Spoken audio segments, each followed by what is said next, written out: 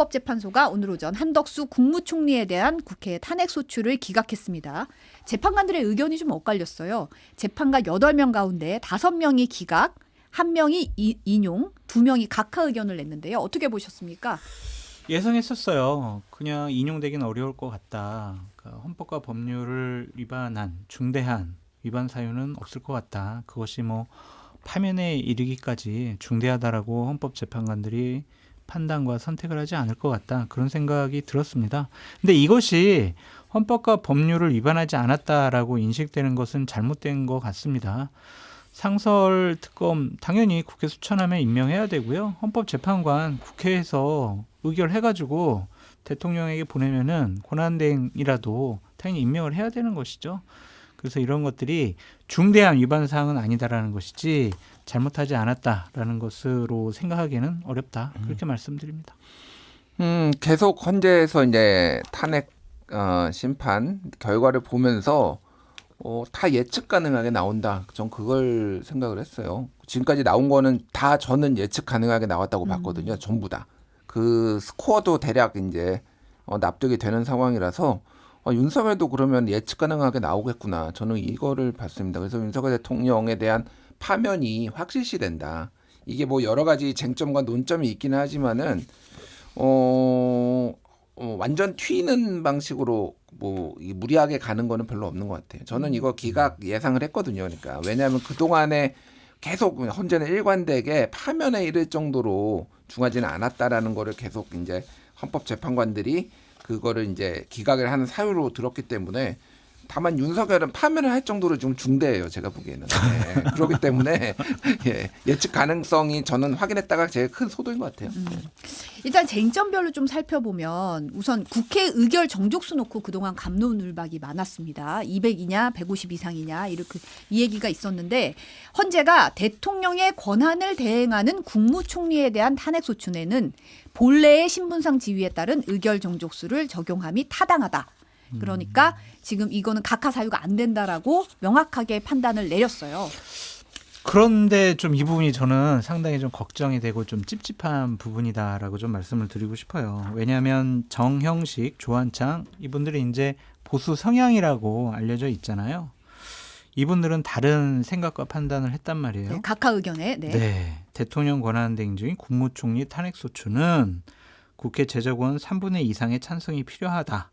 그래서 이번 탄핵소추는 부적절하다라고 판단을 했잖아요. 이 부분이 상당히 좀 걱정이 되는 부분이에요. 그러니까 이게 자칫 잘못하면은 국민의힘과 대통령실에서 계속 문제 제기하는 것처럼 내란죄를 국회에서 탄핵소추 의결할 때는 넣고 그리고 헌재에 넘겨서 심판받을 때는 내란죄를 좀 빼버렸다. 그러니까 내란죄를 만약에 빼고 국회에서 탄핵소추를 의결하려고 했으면 국민의힘의 찬성파 의원들이 없었을 것이다. 그러면 국회에서조차 탄핵소추가 의결이 되지 않기 때문에 헌법재판소 가서 재판까지 받을 필요가 없을 것이다. 이런 주장 계속하고 있잖아요.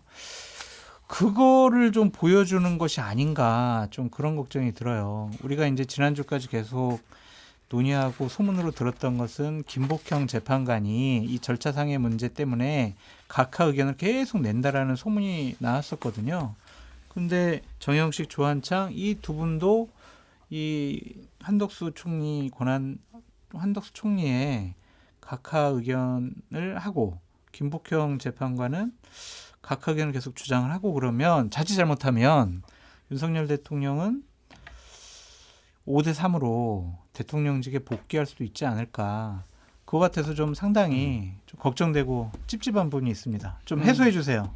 그러니까 제가 오늘 제일 주목해서 본 게 한 가지가 뭐였냐면은요. 내란죄 철회 여부가 오늘 이 결정문에 들어가느냐 안 들어가느냐. 그러니까 이거 좀 헷갈리시는 분들이 있는데 윤석열 대통령도 탄핵 소추안에 소추문에 내란죄가 들어갔다가 그거를 1월 6일인가 1월 초에 이제 뺐잖아요. 그거 가지고 논란이 됐잖아요. 한덕수 총리도 그랬어요. 한덕수 총리도 2월 6일 날 국회가 뺐습니다. 그래가지고 둘 다 내란죄 철회 여부가 쟁점이 된 거예요. 그래서 이번에 한덕수 선고가 여러 가지 좀 의미가 있는 게 있는데 그 중에서 하나 제일 주목했던 제가 봤던 거는 내란죄 철회 여부가 언급이 되느냐. 아예 언급조차 안 됐어요. 그러니까. 네. 이게 저는 핵심이다.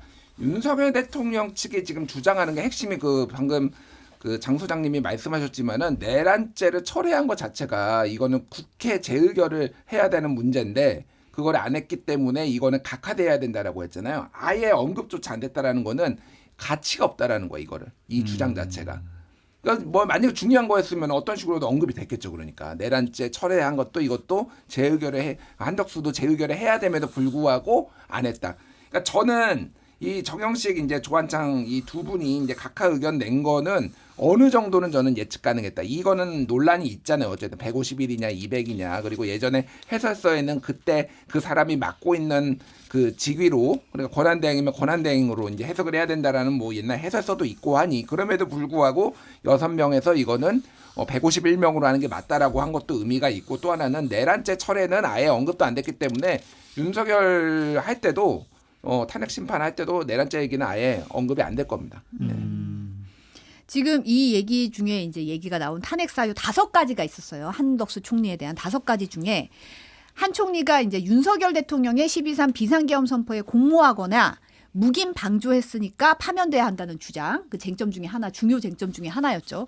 이 부분에 대해서 헌재가 어떤 판단을 내리느냐, 이게 왜 중요했냐면은 윤석열 대통령 탄핵 심판과 이 쟁점이 겹치는 대목이기 때문에 약간 답안지를 미리 보여주는 거다. 예고편이 될 거다. 이래서 이 부분을 어떻게 판단 내릴지가 상당히 주목이 됐었는데 이 부분에 대해서 헌재는 그냥 계엄 전 국무회의 관련해서 적극적 행위에 대해 인정할 만한 증거나 객관적 자료는 찾을 수 없다라고 그냥 받아들이지 않았거든요. 일일이 판단을 내리지는 않았어요. 네. 그러니까 저는 이거를 처음부터 사실은 이 부분이 기각될 가능성이 높다고 봤어요. 이 부분에 예, 이 대해서. 부분은요. 예, 그러니까 왜냐하면은 한덕수가 정말로 내란을 동의를 해가지고 국무회의도 본인이 열고 국무회의 요건도 안 됐음에도 불구하고 본인이 밀어붙이고 서명하라고 강요하고 막 이런 거가 있는 게 아니라 지금까지 어쨌든 알려진 바로는 언론 보도는 알려진 바로는 한덕수도 말렸다는 거 아니에요. 국무총리도. 그럼 이걸로 단순히 국무회의에 요건을 만들어서 참석했다라는 이유로 그러면 이거를 이렇게 탄핵을 할 것인가 사유로 볼 것인가 저는 좀 회의적으로 봤어요. 그 부분은 물론 수사를 통해서 더 밝혀져야 되는 부분은 있지만은 현재 상황 그러니까 여기에서 이게 만약에 안 됐다라고 해가지고 윤석열이 그러면은 내란 혐의가 인정이 안 되는 거예요. 전혀 다른 문제는 윤석열은 본인이 다 7토까지 했잖아요. 심지어 성관위에 내가 군대 보내라고 그러니까 전혀 다른 차원의 문제다. 여기는 그냥 소극적 방조 정도면은 윤석열은 그냥 우두머리잖아요. 우두머리. 모든 걸 지휘하고 모든 걸 다 시킨 완전히 다른 문제라고 저는 봅니다. 예. 그러니까 이것은 저는 윤석열 대통령 탄핵 심판 선고와 관련해서 힌트를 안 주기 위해서 상당히 좀 무미건조하게 사실관계만 좀 적시한 것이 아닌가라는 좀 생각이 들어요. 이 문제를 가지고 한덕수 총리를 문제 삼으려면 대통령님 이거 저 비상계엄 하려면은요 이거 국무회의 열으셔야 되고요 요건에 맞게 해야 되고요 이거 부서도 받고 회의록도 있어야 돼요. 근데 지금 그렇게 하면 안 돼요. 이거 하셔야 됩니다. 그래야 비상계엄이 절차적인 정당성을 확보할 수 있어요. 이러면은 이제 한덕수 총리가 묵인 방조, 동조 한 것으로 보여지는데 지속적으로 이거는 국무회의는요 요건에 안 맞아요. 저는 비상계엄에 찬성하지 않았어요라고 지속적으로 얘기했기 때문에 그거를 반박할 만한, 그거를 탄핵할 만한 다른 객관적인 증거가 없었다라고 헌재에서 판단 내린 거죠. 그래서 이걸 가지고도 보면 어쨌든 한덕수 총리 문제가 기각될 거다라고도 저도 생각을 했었습니다. 이제 헌법재판관 후보자 임명 보류한 데 대해서 기각 의견을 낸 5명 가운데 4명은 헌법과 법률 위반이라고 판단을 했습니다. 다만 국민의 신임을 배반한 경우에 해당한다고 단정할 수 없어서 파면을 정당화하는 사유가 존재한다고 볼 수 없다. 그러니까 뭐 간단하게 얘기하면 뭐 위반한 건 맞지만 네. 이게 파면할 정도는 아니야라는 식의 이제 판단을 내린 건데 인용 의견을 낸 정계선 재판관 같은 경우는 특별검사 후보자 추천 의뢰 그리고 헌법재판관 임명 부작위가 헌법과 법률을 위반한 것이면 그 위반의 정도가 파면을 정당화할 만큼 중대하다고 판단했다 이렇게 밝혔습니다. 그런데 이 기각 의견에서도 김복현 재판관 같은 경우는 이 헌법재판관 임명 부작위도 법 위반이 아니다. 탄핵 사유가 되지 않는다라고 밝혔거든요. 아주 극과 극으로 판단을 내렸더라고요. 어떻게 보시나요? 요 부분은 김복현 재판관의 지적도 한번 우리가 눈여겨봐야 될 것 같아요. 왜냐하면은 국회에서 헌법재판관 후보자를 임명하라고 한 게 이제 작년 12월 16일인데 바로 12월 17일 날 민주당이 한덕수 총리에 대한 탄핵안을 국회에서 의결해서 통과시켜 버렸거든요. 하루 만에 안 했다라고 해가지고 이렇게 너는 헌법과 법률을 위반했어 라고 문제 제기를 하고 그것을 탄핵을 할 만큼 한 중대한 사유냐. 그러니까 예를 들면은 한 일주일, 열흘 이런 식으로 막 계속 헌법재판관 임명 안 하려고 여기저기 핑계대고 요리조리 피해 다니고 그러면은 당연히 헌법과 법률을 위반한 중대한 혐의가 있다고 봐야 되는데 하루 만에 그거를 판단을 하지 않았다라고 그래서 너는 탄핵하면 돼야 돼라고 주장하는 게 과연 맞는 것이냐 그런 생각이 들면서도 이게 참 나쁜 선례가 될 수 있을 것 같다라는 생각이 드는 게 뭐냐면 헌법재판관 어쨌든 국회에서 추천을 하면 임명해야 되잖아요. 근데 임명 안 했잖아요. 근데 이것이 문제가 안 된다라고 하면 앞으로 어느 대통령들이 다 국회에서 추천을 하고 대통령이 형식적으로 임명하는 건에 대해서는 나 좀 생각해 봐야 되겠는데 나 이건 문제될 것 같아. 나 고민해 봐야 될 것 같아. 이렇게 되면은요. 이거는 어떻게 바로잡을 수 있는 방법이 없어요. 그래서 상당히 나쁜 판단 선례를 만들어 놓은 것이 아니냐 그런 걱정도 듭니다. 그러니까 고심이 깊었던 것 같아요. 헌재가. 그러니까 방금 말씀하신 대로 다른 거보다도 이제 헌법재판관 임명 안 하는 거는 사실 우리가 예전엔 상상도 못했잖아요. 그냥 당연히 선출하면 임명하고 뭐 이런 걸 가지고 지금 싸우지를. 그러니까 이거를 헌재에서도 그렇다고 파면을 하기에는 이게 어떤 이 직의 안전성이라든지 이런 거를 좀 흔들 것 같고 그렇다고 이게 아무것도 아니라고 할 수는 없고 그래서 여러 가지 고민이 있었던 것 같은데 말씀하신 대로 이제 김복형 재판관 같은 경우에는 이게 너무 빨리 탄핵이 된 거를 좀 주목한 것 같아요. 하루 만에. 네, 즉시와 상당한 기간에 예. 대해서 그 시기를 얘기를 했더라고요. 이게 이제 지난번에 이진숙 방통위원장 같은 경우에도 하루 만에 탄핵됐거든요. 그러니까 이제 2인 체제로 뭐 해보려고 막 하니까 거기에서 그래서 이제 사사로 갈린 것도 약간 그런 게 좀 있었는데 저는 이걸 보면서 그래가지고 더 생각이 든 게 최상목은 탄핵을 한번 해봤어야 되는데 지금 계속 왜 그러냐면은 이게 김복형 재판관도 이렇게 빨리 하면은 문제지만은 더 길게 가져가면은 이거는 파면에 좀 이를 거라고 볼 거라고 저는 봐요. 그러니까 이게 3개월이 넘었네요 지금. 예, 그냥 뭐 막무가내요 지금 저 최상목은. 그래서 저는 이게 이제 이후에 또 벌어질 일이긴 하지만은 또 마은혁 임명하라고 이제 압박을 할 거거든요. 한덕수 총리한테 이제 권한대행한테. 그러면은 이제 안 하면은 또 탄핵할 수도 있겠다. 잘하면은 저는 여기에서 민주당이 전략적으로 한번 생각을 해볼 가능성도 보이는 것 같아요 보니까 지금. 근데 하여튼 좀 나쁜 선례예요. 그러니까 헌법재판관 임명 안 하더라도 그냥 면죄부 줘버리고 특검 임명 안 하더라도 그래 뭐 특별히 뭐 이거 헌법과 법률을 뭐 위반했겠어? 뭐 이렇게 얘기를 안 하는 거 아니에요. 그럼 앞으로 모든 대통령들이나 권한대행들이 부작위 안 해버리더라도 그냥 뭐 어떻게 할 수 있는 방법이 없어요. 이제 탄핵 카드도 소용이 없으니까. 그래서 과연 이게 대한민국의 시스템을 좀 안정화시키는 데 도움이 되는 판단일까 그런 생각은 좀 해봅니다. 지금 한덕수 총리가 직무정지 87일 만에 정부 서울청사로 출근해서 대통령 권한대행직 수행하기 시작했습니다. 조금 전에 대국민 담화를 가졌어요. 국익 확보에 모든 지혜와 역량을 쏟을 것이다. 극단적인 사회는 불행으로 치닫을 뿐이다. 합리와 상식의 시대로 나가도록 초당적 협력을 부탁한다고 밝혔는데 이 대국민 담화는 굉장히 준비된 원고 같더라고요. 어떻게 들으셨나요? 그러니까 할 만을 했다고 생각이 드는데 좀 빠진 게 있는 것 같아요. 좀 국민들께 죄송하다고 그러고 총리로서 비상계엄을 막지 못하고 또 국정 운영을 제대로 뒷받침 못한 부분에 대한 자기 반성과 성찰의 부분이 있어야 되지 않을까. 그런 부분 없이 이제 나를 중심으로 이제 좀 대한민국 안정화되고 여야 정쟁하지 마세요. 이게 과연 맞는 것이냐. 이 정권 사람들은 반성을 못해요. 사과도 못하고 한심해요. 저는 뭐 이제 국익 확보의 모든 지혜와 역량을 쏟을 거 여기에 이제 되게 중요한 의미가 있다고 보는데 지금 우리나라가 지금 미국의 에너지부의 민간 국가 리스트에 오른 거가 뭐 여러 가지 이유가 뭐 추론이 되고 있지만은 여당에서 얘기한 게 이거가 어쨌든 과정이 이렇게 된 게 한덕수 총리가 부재해서 그렇다 이런 주장했거든요. 이제 한덕수 복귀했으니까 4월 15일 이전까지 풀어라 그러면은 한덕수 뭐 쓸모가 그런 데 있는 거 아닌가요? 그러니까 그렇게 미국하고 관계도 좋고 외교도 잘하신다니 본인도 국익 확보에 최선을 다한다니 그거 하시면 될 것 같고 법 좀 지켜라. 뭐 합리와 상식의 시대로 나아가는 거 지금 법꾸라지들이 법을 안 지켜가지고 나라 이 전 전국이 이렇게 전국이 어지러운 거라고 저는 생각을 하거든요. 뭐 다른 것도 아니고 마은혁 임명 좀 해라 진짜. 윤석열 대통령 지금 어차피 탄핵 지금 여기에 참여하지도 못하기 때문에 모르겠습니다. 모르겠는데 윤석열 대통령 이번 주 빠르면 금요일날 난다고 보다면 그 이후에라도 좀 마은혁부터 임명 좀 해라 진짜. 법을 안 지키고 우리가 어떻게 이 사람들을 존중할 수 있겠어요. 법을 안 지키는 사람들을. 네. 근데 저는 이 대국민담화 내용 중에서 그 국익 확보하는데 모든 지혜와 역량을 쏟아붓겠습니다 한 다음에 네. 남은 기간 제가 내릴 모든 판단의 기준은 대한민국 산업과 미래 세대의 이익에 두겠습니다라는 말을 했었거든요. 네. 그 미래 세대의 이익이 미래 세대라는 말이 좋은 말인데 연관계요? 네, 뭐가 이게 무슨 얘기일까라는 약간의 의문부호가 좀 돌긴 했어요. 이거 대통령의 언어예요. 그러니까요. 미래 대통령이 세대. 계속 그렇게 얘기를 했잖아요. 네. 청년 미래 세대.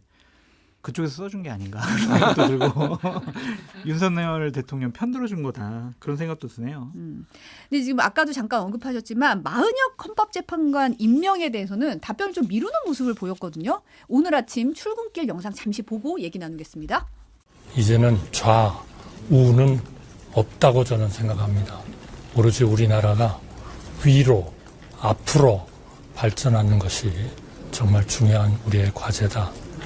저는 이것이 저의 마지막 항상 소임으로 생각하고 복귀와 함께 다시 그러한 그 헌법과 법률에 따라서 또 우리의 젊은 미래 세대와 우리 대한민국의 미래를 위해서 우리 국민들과 정치권과 언론과 또 시민단체와 기업과 정부 국무위원들 모두와 함께 최선을 다해 나가겠습니다. 감사합니다. 권한대행님 혹시 마은혁 재판관 임명 여부에 대해서는 혹시 이제 곧 또 뵙겠습니다. 네, 감사합니다. 네, 네. 저는 사실 이제 곧이라는 말이 나와서 이제 하려나 보다 했더니 또 뵙겠습니다. 이래서 그리고 이제 답변을 하지 않았어요. 이 부분 어떻게 보시나요? 제가 여의도 정치 언어 번역기에 돌려가지고 해석을 해드릴게요. 네. 저 말은 뭔 말이냐면 물어보지 마세요. 곤란해요. 임명 안 할 거예요. 언제까지? 윤석열 대통령 선거 때까지. 제가 눈치 작전 좀 하겠습니다. 그러니까 더 이상 물어보지 마세요. 이 말이에요. 안 하겠다라는 거죠. 아니 뭐 저도 똑같이 봤어요. 그러니까 뭐 저거로 그럼 뭐 민주당 너희들이 탄핵하겠어 바로 못할 거 아니야. 이제 윤석열 대통령 선고 나면은 그때 하지 않을까? 뭐 그 그렇죠. 생각 드네. 그리고 이제 복귀 그때까지 뭐 하나. 그럴 가능성 없지만 복귀하면 어차피 윤석열이 이제 임명하면 되는 거고. 제가 복귀라는 단어 좀 쓰지 마세요, 지잖아. 탄핵 잠을 그럴 못 자겠어. 가능성은 진짜 없지만, 힘들어. 그러니까 뭐 경우의 수를 저분들은 이제 생각을 하겠지. 근데 파면이 되면은 뭐 더 이상 이제 버틸 힘이 없는 거죠. 여기도 젊은 미래 세대가 나왔어요. 그래서 미래 좋아하시네. 미래 좋아하시네요. 네. 대통령실이 이제 환영한다 이러면서 언론공지 통해서 오늘 결정으로 국회 탄핵 남발이 무분별하고 악의적인 정치 공세였음을 다시 한번 입증됐다. 한덕수 권한대행의 직무 복귀가 국정정상화의 출발점이 되길 기대한다고 밝혔습니다. 이제 이게 흐름을 보면은 대통령실이나 윤석열 대통령 측의 기가 점점 살아나는 것 같아요. 대통령 구속 취소됐죠. 감사원장 등 검찰 출신 간부들 다 기각됐죠. 한덕수 총리 기각됐잖아요. 그럼 이런 것을 보면은 우리가 조금 더 헌법재판소 재판관을 밀어붙이면은 윤석열 대통령도 기각이나 각하 나와가지고 대통령직에 복귀할 수 있겠다. 그런 착각과 환상을 줄 수 있는 저는 오늘 선고라고 보여지거든요. 그래서 이제 자기반성, 여기도 자기반성보다는 어쨌든 민주당 잘못했어, 이재명 잘못했어 이런 프레임을 가지고 진영을 확 나눠가지고 우리 지지자들한테 우리 편 좀 더 많이 들어주세요. 내 편 더 들어주면은 대통령 복귀할 수 있어요. 이런 식으로 해서 세일즈 할 것 같아요. 그래서 윤석열 대통령 선거 때까지 나라가 더 혼란스럽겠구나. 그러니까 이 사람들은 뭐 갈등 분열 없이 그냥 통합하고 자신들 잘못 인정하고 좀 자중하고 이런 모습보다는 지지자들을 계속해서 선전선동하겠구나 그런 걱정이 듭니다. 아니 한덕수 총리를 탄핵을 해서 최상목 대행이 결국은 2명을 임명하게 된 거잖아요. 저는 이게 이제 뭐 여러 가지 민주당의 탄핵 남발에 대해서 비판할 수는 있다고 봐요. 그런데 이게 의미가 없었던 거냐? 그건 아니라고 봅니다. 그러니까 결과적으로 그때 이건 아예 윤석열 그 측에서는 그냥 탄핵 심판을 완전히 무마해버리려는 이런 시도들이 있었잖아요. 나라가 진짜 어디로 나락으로 갈지 알 수 없는 상황이었거든요. 그거를 한덕수를 탄핵함으로써 제동을 건 거고, 그러니까 민주당의 탄핵에는 크게 보면 두 가지가 있는 거. 하나는 일종의 이제 경고용 탄핵 같은 게 있는데, 예를 들면은 이상민 행안부 장관, 아니 이 정도면은 정무적으로 사퇴를 하는 게 맞지. 어떻게 사람이 저렇게 죽었는데 행안부 장관이 책임을 안 져? 라고 하면은 어쨌든 이거는 윤석열 정부에 대한 보내는 경고였죠. 그러니까 이런 게 있고, 시급하게 직무를 정지시켜야 되는 이유가 있을 때도 탄핵을 했어요. 그게 이제 대표적인 게 이진숙 방통위원장. 딱 복귀하자마자 MBC 장악하려고 이제 딱딱 이렇게 한 거 아니니까 일단은 탄핵시켜라 이거거든요. 이거 후자에, 그러니까 한덕수도 후자에 들어간다고 생각해요. 이거 지금까지 만약에 이게 3명 다 임명 안 됐으면은 나라가 어느 꼴로 지금 갈지 상상을 해보십시오. 그러니까 이거는 무조건 민주당을 비판할 수 있는 건 아니다. 예. 더불어민주당 이재명 대표가 헌재 결정을 존중하지만 국민이 납득할지는 모르겠다 이런 반응 내놨거든요. 국민은 경범죄에 대해서도 다 벌금 내고 처벌받는데 대통령 권한대행은 헌법이 명확하게 정한 의무를 악의를 갖고 어겨도 용서가 된다는 것이냐 이렇게 지적했습니다. 어떻게 들으셨나요? 이재명 대표가 좀 과하게 좀 생각한 것이 아니냐라는 생각이 들어요. 경범죄를 저지른다라고 해가지고 다 뭐 무기징역, 사형 뭐 이렇게 시키지는 않잖아요. 그러니까 헌법재판소도 헌법과 법률을 위반했지만 국무총리나 대통령 권한대행직으로부터 파면할 만큼 중대하지는 않다라는 거잖아요. 그러니까 아까 말씀드렸듯이 잘못한 건 아니다. 근데 파면할 정도는 아니다. 그걸 우리가 좀 생각을 해야 될 것 같고, 일단은 분위기가 좀 이재명 대표로서는 자신들이 원하는 분위기 쪽으로 안 가서 걱정이 좀 많으실 거라고 생각이 들어요. 계속 이제 헌법재판에서 기각 판단을 내리니까 윤석열 대통령 건도 이거 잘못되는 거 아니야? 본인들이 원하는 판단 안 나오는 거 아니야? 그런 생각을 할 수도 있을 것 같고요. 본인도 26일 날 공직선거법 2심 선고가 있으니까 심리적으로는 상당히 좀 많은 걱정을 하시면서 이런 얘기를 하신 것이 아닌가 그런 생각이 듭니다. 뭐 민주당 입장에서는 뭐 할 만한 내용들이죠. 여기에 뭐 딱히 무리했다라고 볼 만한 거는 없고, 어쨌든 한덕수 총리에 대해서 제가 예측을 한 것도 이게 기각 때 그동안의 헌재 재판관들의 어떤 결정, 이 선고 스타일을 봤을 때 그게 이렇게 기각이 나올 거라고 예상을 한 거지, 제가 기각에 동의하는 건 아니거든요. 그러니까 법을 대놓고 안 지키고 있는데 이거를 어떻게 우리가 법치주의라는 우리가 중요한 가치, 민주주의와 법치주의라는 이 가치를 지키기 위해서는 저는 이거는 탄핵할 수도 있다, 파면할 수도 있다라고 봤습니다. 어쨌든 민주당 입장에서는 이제 이게 한 축에서는 너무 윤석열 선고가 늦어지니까 압박하려는 거, 국민들이 지금 굉장히 힘들어하고 있다라는 그런 얘기를 뭐 한 거라고 저는 봅니다. 예. 국민의힘 같은 경우에는 오늘 최상목 대통령 권한대행을 향해서 이제 몸조심하길 바란다라고 했던 이재명 대표에 대해서 강요죄로 경찰에 고발을 했습니다. 그리고 김상훈 국민의힘 정책위 의장이 이제 거대 야당의 탄핵 소추권 남용 방지를 위한 국회법 개정안 발의하겠다고도 밝혔거든요. 어떻게 보세요, 이 움직임? 그러니까 지금 뭐 9건에 대해서 다 헌재에서 기각 판단 내리니까 민주당이 지금 상당히 잘못한 거 아니야? 또 30번째 최상목 권한대행의 탄핵을 지금 예고하고 있는 상황이니까 남용이다라고 볼 수가 있는데, 저는 김상훈 정책위장이 한 것도 입법권의 남용이 아닌가라는 생각이 들어요. 어쨌든 헌법과 법률의 권한이잖아요. 탄핵 소추하겠다라는 것은 국회 권한을 왜 자기네들 스스로 이렇게 폄하시키고 우습게 만드는지 이해가 되질 않습니다. 여야를 가리지 않고 이런 법안들을 내는 걸 경쟁을 시키고 있어요. 그러니까 민주당 같은 경우도 국민이 국회의원 때리면 가중처벌한다, 막 이러한 법안을 내겠다고 하고 냈거든요. 그럼 이게 맞는 것이냐, 이게. 어쨌든 누군가를 때리게 되면 그냥 당연히 처벌받는 것이지, 그 대상이 국회의원이라고 가중처벌하는 것은 본인들이 특권의식을 갖고 있는 것이 아니냐, 그렇게 좀 생각할 수가 있어요.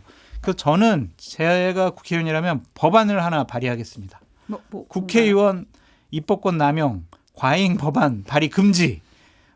이렇게 1년에 그냥 문장, 단어 고쳐가지고 법안 10개 이상 내는 사람들은 세비 50% 삭감. 이런 식의 법안을 좀 내고 싶어요. 그러니까 좀 생각 좀 하고 입법을 해라. 그렇게 말씀드리고 싶어요. 국회의원들끼리 몸싸움하다가 서로 그러면 가정 접어야 되는 거 아닌지 뭐 그런 생각이 드는데 좀 정치를 좀 복원했으면 좋겠어요. 그럼요. 너무 맞아요. 이게 지켜보는 건 좀 힘듭니다. 뭐 이거 뭐 탄핵소추권 남용 반지 국회법 개정안 발의하면 통과는 되나요? 그러니까 이거 그냥 쇼잖아요, 쇼. 어차피 민주당이 뭐 통과도 안 시켜줄 텐데. 그리고 고소고발 좀 그만해라 진짜. 아유 진짜 온 사방에 고소고발 좀 그러니까. 그만 좀 하십시오 진짜. 그러니까 뭐가 됐든 지금은 이제 극한으로 부딪힐 수밖에 없는데 이후의 과정에서는 정치 가지고 웬만하면 고소고발도 그만하고 좀 대화와 타협으로, 그러니까 윤석열 대통령 같은 또 뭐 이런 사람이 좀 지나가면은 상식적인 좀 정치가 왔으면 좋겠다. 왜 이상한 사람이라고 얘기를 못해요? 왜? 네? 또까지만 했습니다. 또 예. 네, 윤 대통령 탄핵 선고 그러면은 이번 주는 될까요? 이 얘기를 지금 몇 주째 하고 있는지 모르겠는데. 4주차. 네, 지금 어떻게 보세요? 돼야죠. 28일 날 나오지 않을까 많은 분들이 또 다수설로 예측을 하고 있는데 또 소수설이 갑자기 급부상하고 있는 게 4월 달로 넘어갈 가능성도 있다. 그런 얘기를 또 많이 하더라고요. 그래서 안 좋은 사인인 건 맞는 것 같아요. 그러니까 안 좋은 사인이다. 인용 8명 인용 다 뭐 논의가 모아지고 있어. 그럼 이렇게 시간이 오래 끌 필요는 없을 것 같은데 시간이 늘어지는 거는 어쨌든 의견이 많고 의견이 안 맞고 이견이 많다라는 거잖아요. 그럼 좀 걱정이 되는 부분도 있다라는 좀 생각도 듭니다. 저는 지난주에 이제 다른 방송에서 이렇게 예측했어요. 이번 주 그러니까 28일, 3월 28일 날 가능성은 한 60%. 60%. 예, 그리고 4월 첫째 주 한 30%, 4월 둘째 주 한 10%. 4월 둘째 주까지요? 예.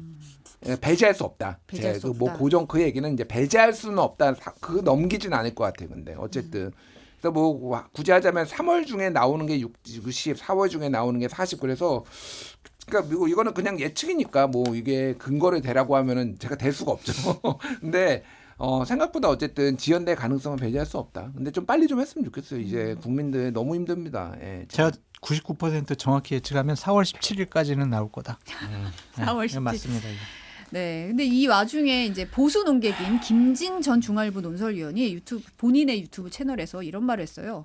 8대 0으로 만장일치로 인용될 것이라고 장담한다. 윤석열 대통령 탄핵소추안. 만에 하나 기각이 되더라도 4.19 혁명 때처럼 민중들의 성난 시위가 일어나서 윤 대통령 끌어내릴 것이라고 내다봤더라고요. 깜짝 놀랐어요. 이분이 되게 극우적인 발언을 많이 하셨고 윤석열 대통령 상당히 옹호하던 분이거든요. 근데 이런 분도 이런 식의 판단과 생각을 한다라는 것은 8대 0 인용이 법률적, 국민적인 상식이 아닌가 좀 그런 생각이 들고요. 만약에 이제 진짜 복귀한다고 하면 그 대통령을 국민들이 가만히 둘까요? 전 저부터라도 거리에 나갈 것 같아요. 정말 윤석열 대통령이 했던 수많은 비상식적이고 이상한 행동들 우리가 또 봐야 되잖아요.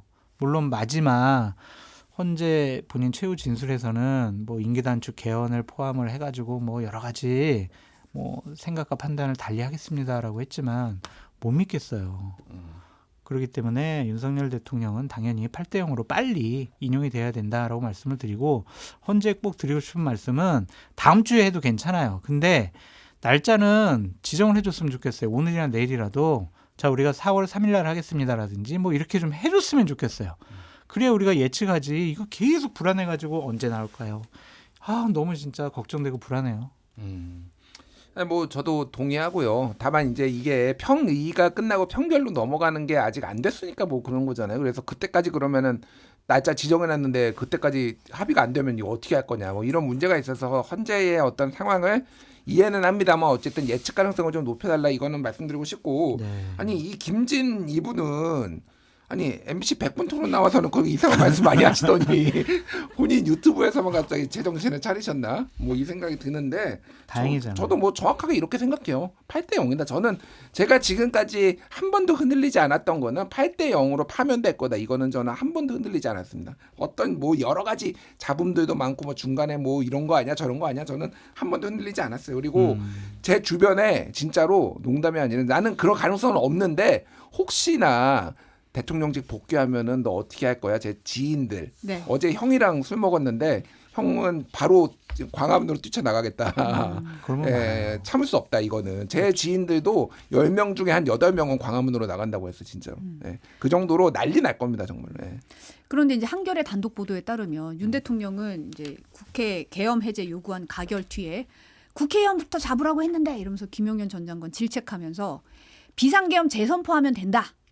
2차 계엄 의사까지 밝혔다는 거 군 관계자 진술로 드러났다. 이런 보도가 나왔습니다.